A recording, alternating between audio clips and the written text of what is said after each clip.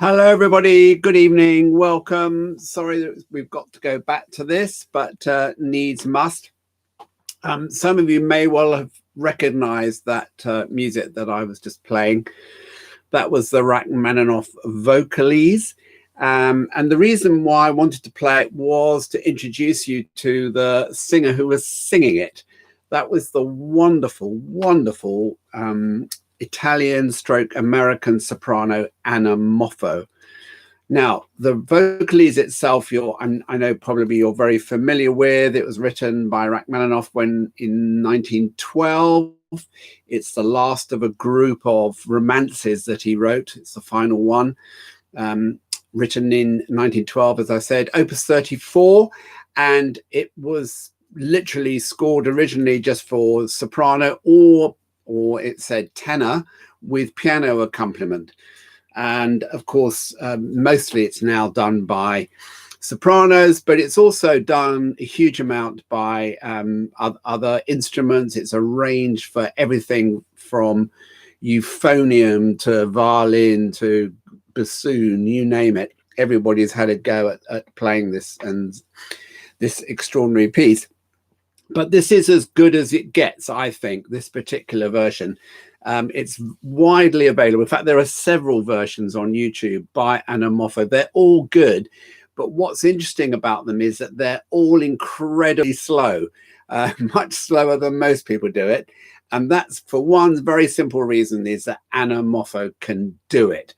She has the most extraordinary breath control, where other singers have to break the lines all over the place and take extra breaths. Anna Moffo just keeps going. It is the most sumptuous, gorgeous lyric soprano voice I think ever. And certainly when I was growing up, she was very much my favorite go-to lyric soprano. She was born in 1932, I think, alas, no longer with us, but at her prime in the 1960s and the 1970s. And if you can get hold of any recordings of her from that time, especially the lyric repertoire of Italian opera in particular, she is absolutely wonderful, wonderful, wonderful. Now, originally this piece was written in C sharp minor, and it's been transposed to all sorts of different keys to suit particular voices, and it's up to a high top C. So you will not be surprised to know that it's exquisite. I'm getting indications that the internet is not good. We've been really suffering recently with internet here. I think because of lockdown, absolutely everybody's on it in the entire village, and sometimes it just runs out of oomph. So if the connection is bad, I can only apologize. I don't think there's much I can do about it. I'm sorry. But as I was saying, if you're interested, then do listen to Anna Moffo, because there are loads of other versions of it. You will hear some very fine sopranos, Kirita Kanawa and all the rest, all the sort of obvious people, all obvious sopranos record this piece. But for me, nobody comes anywhere near to Anna Moffo. Other sopranos swoop all over the place, break the line all over the place, have too much vibrato, and they just don't do it for me. But Anna Moffo is the queen. She is it as far as this piece is concerned. So I can heartily recommend listening to Anna Moffo singing Rachmaninoff Vocalese. Now, there's one other even more important thing I want to talk to you about tonight, and that is that I have a new favorite conductor. His name is Kirill Petrenko, and he has recently taken over the baton of the Berlin Philharmonic Orchestra.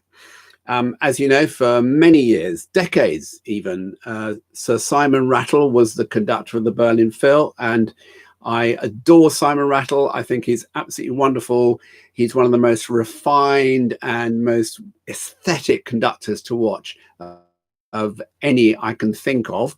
And he also gets amazingly musical results, and he does fabulous, really challenging programs, and really discovers new repertoire all the time and does it exceptionally well. So I have nothing against Rattle at all, far from it. But I look at it like this. Simon Rattle is, to me, a Rolls Royce. Everything is plush, it's refined, it's genteel, it just works at the very highest level. You know, the leather is rich and the wood is beautiful and the mechanics are faultless, and it just purrs along for mile after mile. That's Simon Rattle. Kirill Petrenko is, to me, the Aston Martin. He's the man with the power, the energy, the passion, the sheer range of exotic emotion that he gets into his music making and to his players is just extraordinary. And the good news, ladies and gentlemen, is that there is a very, very good way of finding out what I'm talking about, and I can really encourage you to do this. Just let me tell you a little bit about him first of all.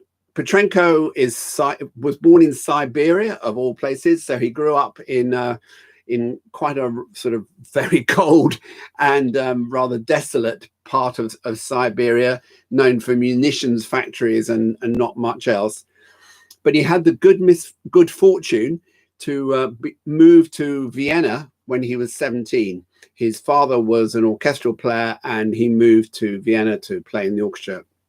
So Petrenko then was established in a German-speaking country, which obviously is just as fortuitous. And he worked his way up. He was a distinguished pianist. He had great success at quite a young age as a pianist.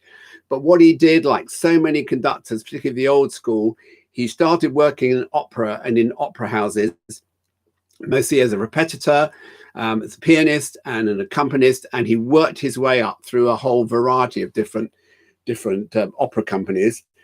And he ended up in the Bavarian State Opera in Munich. And it was while he was there that he was invited to conduct the Berlin Phil. Now, he's never led an orchestra. I mean, obviously he conducted all over the world, but he'd never actually been in position of musical director of a major orchestra before. But just after a few concerts with the Berlin Phil, almost unanimously, they voted to have him as their next musical director when Simon Rattle departed. That in itself is quite rare. Normally there's a lot of divided opinion and, you know, infighting and politics and all that sort of thing. But they obviously absolutely adored him. And above all, they were intrigued by what he could bring to them as an orchestra, which is, let's face it, probably the best orchestra in the world anyway. Now, as a result of his being promoted and established as the new musical director, he only took over in August of last year. So in 2019 was when he formally became the new musical director. And the Berlin Phil, what they've done is, I think, brilliant. They have introduced a whole system called the Berlin Philharmonic Digital Concert Hall.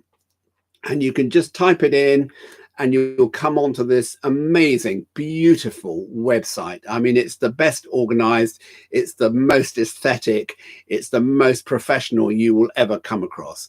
And the good news is that you can trial your membership of this digital concert hall for, I think it's 15 euros for a month. And you can have it for free for 7 days. And if you don't like it, then you can go and it hasn't cost you a penny, you get your money back or whatever it is. But you don't even have to subscribe that. So I sound like a salesman. You don't even have to do that. You can just listen for free. And there are two pieces in particular that I want to draw attention to. If you scroll down and go for look out for the free concerts, you will find there are three pieces listed. I've only listened to two of them, so I can only talk about those, but they are stunning. One is a performance, an amazing performance of Tchaikovsky's Pathetique Symphony, the Symphony No. 6. Now, the thing about Tchaikovsky is Berliners, the Berlin Philharmonic, and I'm probably going to say Simon Rattle as well, were not very favorable towards Tchaikovsky. They rather viewed it as if it was salon music, you know, all very well, but a bit lightweight, not really serious enough for us Germans, you know, to take seriously. And of course, Tchaikovsky not being a German composer, that tends to happen quite a lot in German music making. But because they've now got a Russian conductor, he just lifts this piece out of any semblance of mediocrity.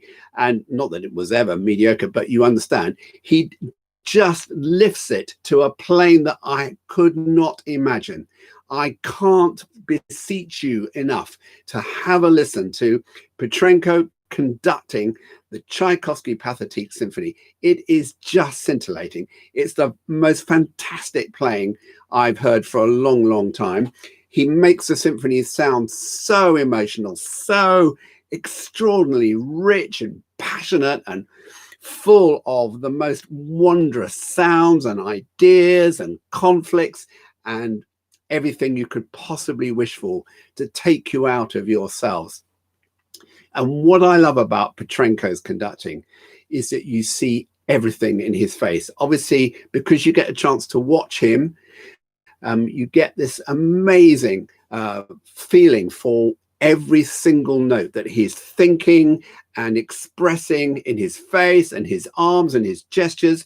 He dances, he gesticulates, he throws things, I mean, imaginary things at players. He does the most extraordinary acts when he's conducting. I mean, you just would not imagine that a conductor would behave like that. But clearly the players absolutely adore him. But more importantly, they also adore what he's doing to them or doing with them. He's enabling them to become an entirely different orchestra. And, you know, given that it's the Berlin Phil to start with, the results are just sensational. I mean, there aren't words to describe how good it is, but it just left me absolutely open mouthed, speechless, tears pouring down my face. I mean, it was just the most amazing performance. And the great thing is, as I said, you can see it for free, don't have to pay anything. It has high definition video, so you see really closely exactly what's going on. And importantly too, the sound quality is excellent. It's much better than you'll get from YouTube or most streaming services, Spotify and all those. The sound is absolutely superb. So much so, you know, when the bass drum really goes off, you feel that the whole system, my whole music system, is going to disintegrate. It's so powerful and so brilliant. So please do, if you have any interest at all in Tchaikovsky or just hearing a really good symphony. It's quite long. It's about 50 minutes, but it's, boy, is it worth it. I promise you. If you don't like it, then, you know, speak to me politely and I'll have welcome a discussion with you, but I'm sure you will. The other piece that they've produced on this free stream service is a performance of Beethoven's Ninth Symphony, which was produced in August of last year. Yes, August 2019. It was an outdoor performance to sort of celebrate his arrival with the orchestra. So they did it outside at the Brandenburg Gate in Berlin. They had no less than 35,000 people in the audience. I should add that it was all free. So the 35,000 didn't have to pay. And it was also transmitted live on television, I think the same night. So it was a massive event. And the great thing, I know not everybody is always 100% enthusiastic about Beethoven 9, but let me assure you that this performance is something quite special.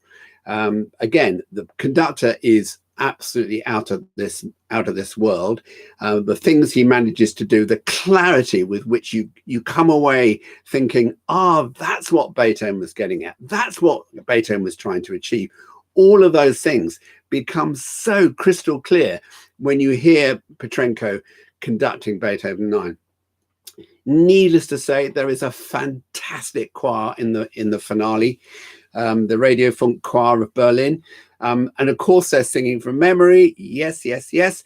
But they are brilliant. I mean, they just form a kind of unique, complete embodiment of everything that Petrenko is trying to do there. On every single millisecond of his direction is being communicated.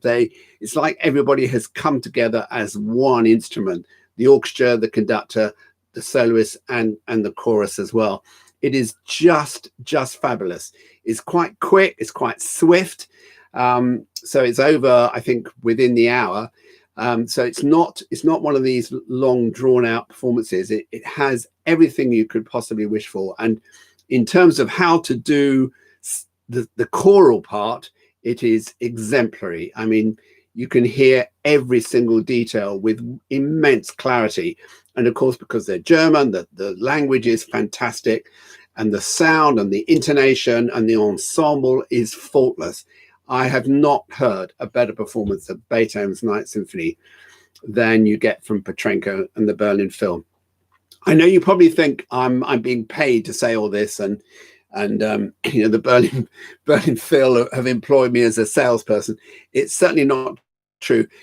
All I would say is that I've recently discovered this streaming service, and for where we are at the moment, this is obviously, in the short term anyway, the way ahead. The idea of having digital live, as it were, digital live concerts streamed to our houses, and if they're of the sort of quality that this is, then if you felt like, or if one felt like signing up to subscribe to it, then obviously I think it's a great thing to do. It's not particularly expensive. You get this wealth of really, really good music making, many hours of real joy coming into your homes, and also you're helping support what is a fantastic institution in the Berlin Phil.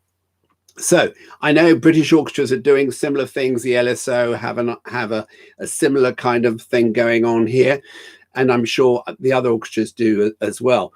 But I just wanted to highlight this because the quality is just so fantastic. And when you see Petrenko, I think you will feel like I do. When you first see him, you see this quite small little man. Apparently he's incredibly shy. You know, he's not one of these great maestros that we're used to. He's described as the anti-maestro, but he just comes alive, and his face is rather strained. He's very heavily bearded, and he produces these most extraordinary facial images that come across. And as he's conducting, you can see and feel and hear everything that he's thinking almost becomes immediately apparent in the way that the musicians play and react to him. It is quite stunning, and I can't recommend it enough. By the way, the other piece on this free stream is a performance of Mahler 6, which, as I say, I haven't had time to listen to yet, but I'm looking forward to, and I certainly will as soon as I get a chance.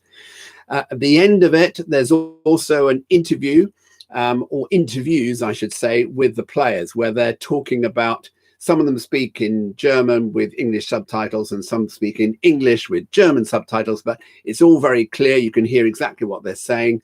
And they're just talking about what a difference he has made to them as an orchestra and to them as players. And you get a feeling just for how amazing it has been for them since he arrived with the orchestra. So Petrenko, Berlin Phil, check it out. It is just wonderful, and I'm sure you won't be disappointed.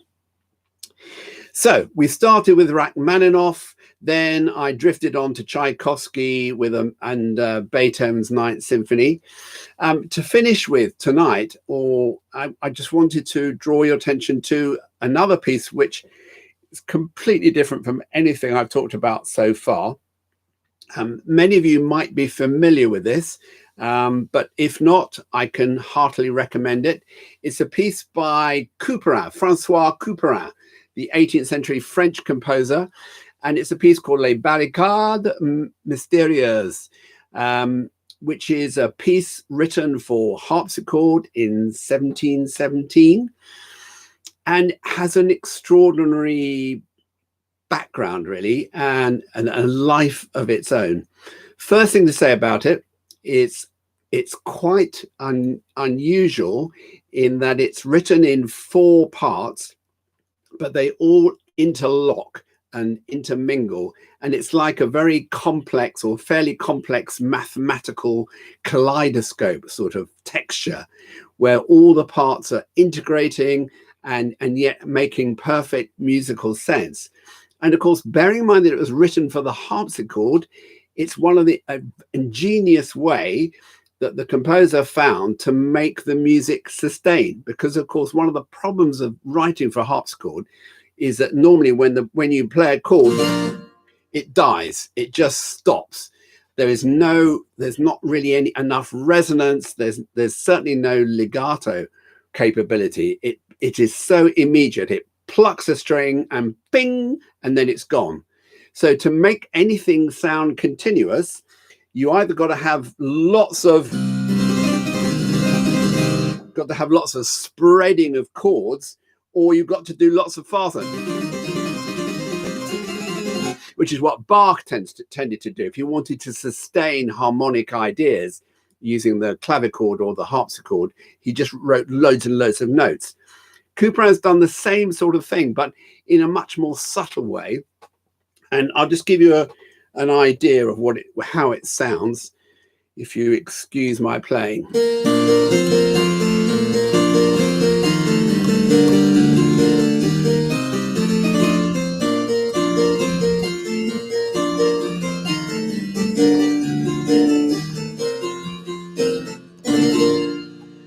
So it has this wonderful effect because it da da da dee da dee da dee da dee da dum, all the interlocking of the various parts provide quite a long feeling of sustained harmonic language, which is almost counter to what the harpsichord can do. It's a bit like Mozart using the well-known Alberti bass idea. If you think,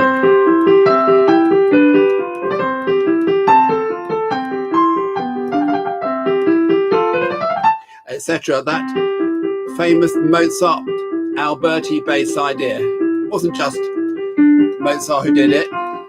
It's basically taking a broken chord or the 3 notes of a triad and alternating them.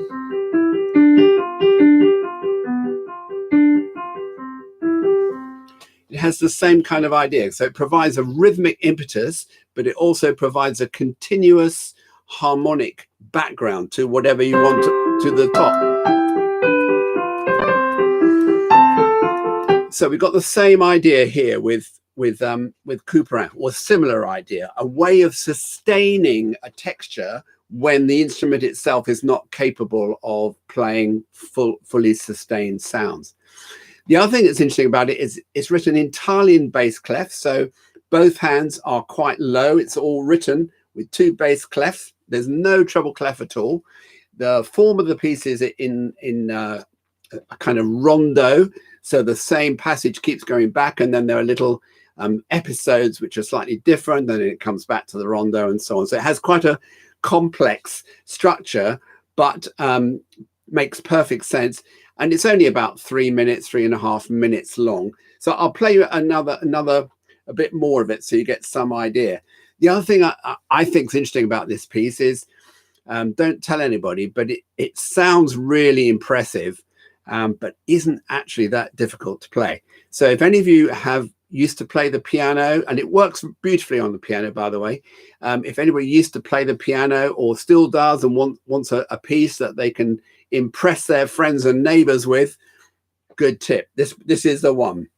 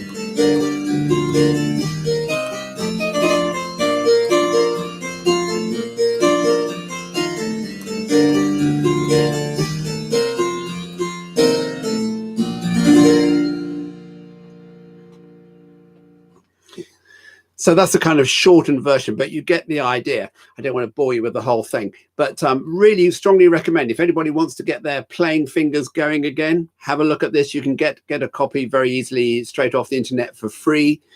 Just go for IMSLP and you'll find it very easily in a printable version, and it's absolutely fine, the version that's online. So I can warmly recommend that. And it's also quite interesting to see some of the theories about the title. Couperin often wrote some quite elaborate titles. The suggestions that you get for this particular title, Les Barricades Mystérieuses, some of them are really quite saucy, quite suggestive. Some of them almost X-rated. But there's also all kinds of theories about life and death and present and future and all sorts of quite interesting theories. Whether any of them are true, I've no idea. It's entirely up to your good selves to decide for yourselves. But it's quite interesting. And of course, because of that and because of its rather quaint nature, this piece has required a kind of life of its own, and many people who've never heard of Couperin, let alone any other pieces of his, are still familiar with this because it's become a kind of special piece that people often turn to at times of stress or worry or just needing something to detract from what else is going on in their lives. As you can imagine, I've been driving my family mad, both by playing this piece and also by playing Petrenko's Tchaikovsky Pathetique Symphony at very high volumes indeed. And they wonder what on earth is going on. But it's given me a huge amount of pleasure, I have to say, over the weekend. I hope at least some of these ideas will give you a little bit of pleasure over the next week.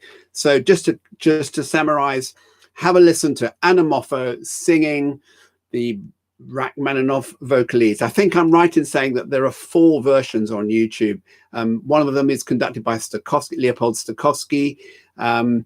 They're all very slow. They're all very good, but they're all slightly different, taken at different years from different recordings and so on. But all very good. Have a listen. You won't be disappointed. And above all, I can't recommend the Berlin Phil's digital concert streaming service enough. Have a listen, and I hope you enjoy. My thanks to you all for listening, for tuning in. And I shall look forward to seeing you again next week. And also, hopefully, one day, I'd like to be able to see you in person again. Hopefully, it won't be too long. So all the best. Take care of yourselves and see you soon. Bye for now.